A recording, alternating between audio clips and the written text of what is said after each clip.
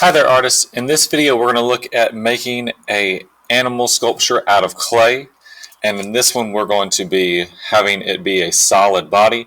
The difference is that it's going to be hollow on the inside. That's for two reasons. One, so the body is not too thick, and also so we don't use up a lot of clay in this solid body mass. But that's what we're going to do first. So what we're going to do is we're going to take a chunk of our clay.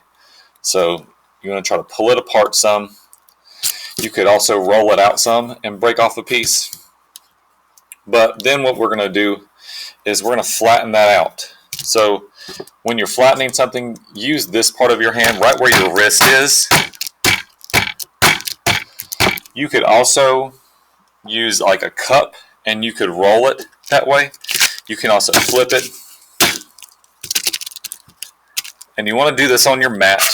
If your mat's rolling up too much, you can roll it in the opposite direction that it was rolled up. And that'll help flatten out your mat a little bit. But we want to get this, you can also pinch it.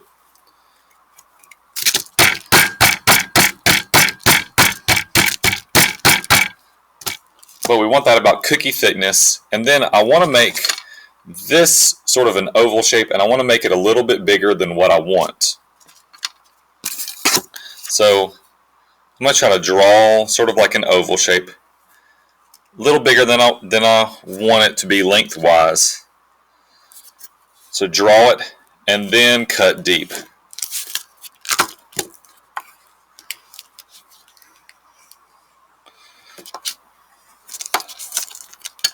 Then to make this hollow, what I'm going to do, I'm going to take a little piece of paper,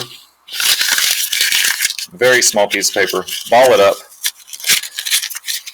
a little bit. That's going to be my stuffing on the inside, so that's going to help my paper be hollow. And this will work whether you're doing air dry clay at home or whether you're doing kiln fired clay in the classroom. Either way, it's the same. This is just giving us a stuffing. So what I'm doing now is I'm putting some water on the outside, and then I'm going to roll this up kind of like a burrito. So I'm going to take the short sides of my oval, fold those over, short side over, and then I'm going to roll this over itself. And now what I'm going to do is I'm going to use my fingers, and what I'm doing is I'm smoothing things out and I'm getting rid of seams. Whatever type of clay you're using, seams are bad. We don't want seams. Seams are where it remembers what shape it used to be, and it will want to go back to that shape. So I'm trying to get sort of like a cylindrical kind of burrito shape. And that's going to be the body of my creature, whatever creature you're making. Alright, from there we're going to try to make the biggest shapes first. So the next shape I'm going to make is my head shape. One thing you want to always do is make a piece of clay that's bigger than the shape you want. It's better to have more than to try to add. So what I'm going to try to do now is I'm going to try to pinch the head and neck together.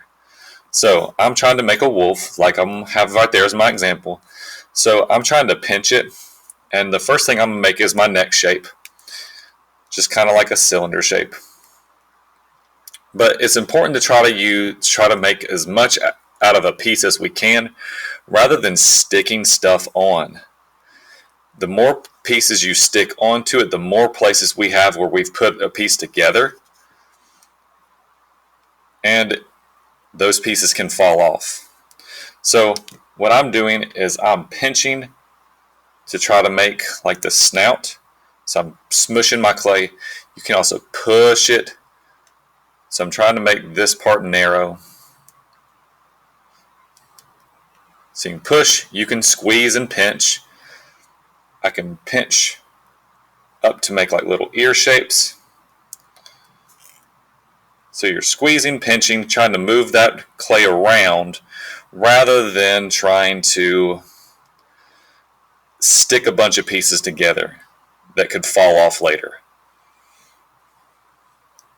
Alright, so there's a decent shape. Not perfect, but it doesn't have to be perfect.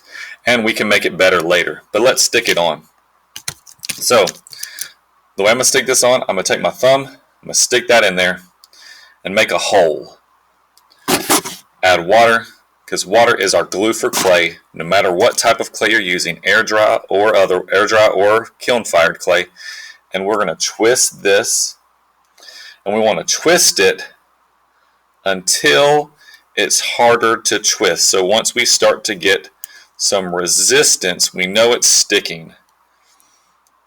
And I made mine a little too tall of a neck. That's okay, so I'm going to push that down a little bit. And now what I'm going to do is I'm going to blend.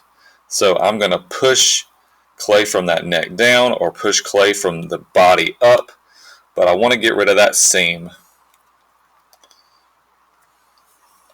And we can manipulate things to fix places where I don't like my neck as much while we're doing that too, but I'm moving the clay around, not sticking stuff on. Alright, let's make some legs. So for legs, I'm going to take my clay, I'm going to make a coil. So for coiling, roll it, making it like we're making a snake. And make your legs a little thicker than you really want them to be. It's better for them to be sturdy. And then I'm going to cut that a little longer than I want. And then what I'm going to do is I'm just going to bend the end to make the foot, rather than trying to stick a foot on there. So bending it a little bit to make a foot. Those are going to be my front legs.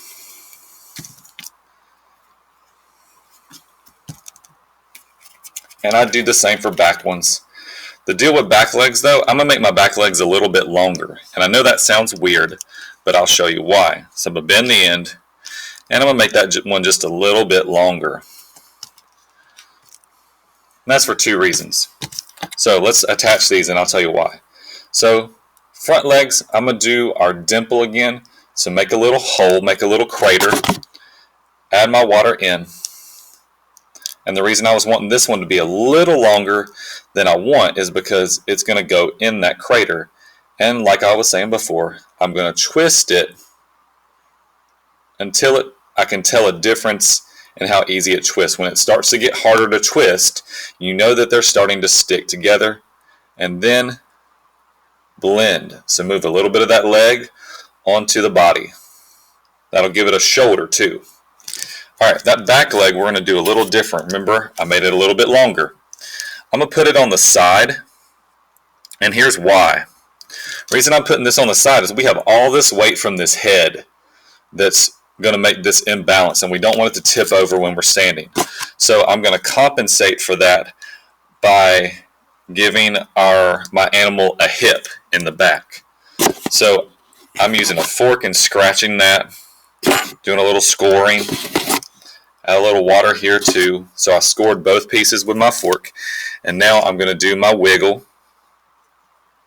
So wiggle, wiggle, wiggle until I start to feel some resistance.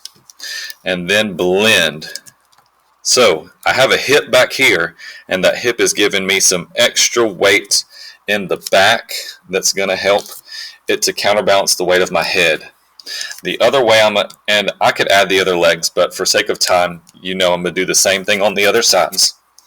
The other thing that's going to counterbalance my weight in the back is most animals have a tail.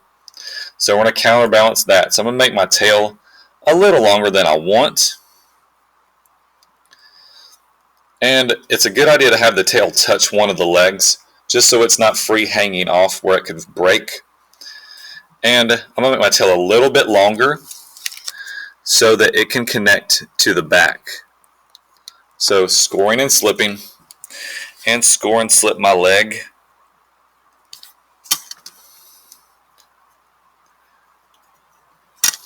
And I'm going to dip those in my bowl, those two ends, and wiggle.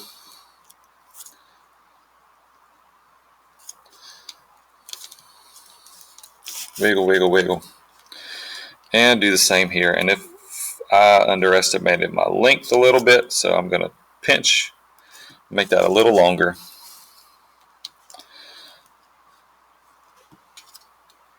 Wiggle, wiggle, wiggle.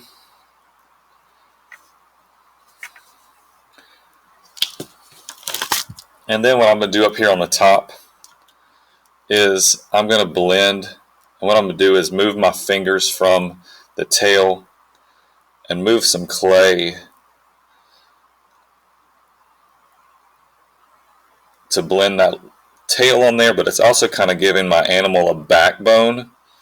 Again, adding a little bit of realism to this, but blending that all the way along that back, giving a little bit of a spine, and making sure that tail doesn't fall off.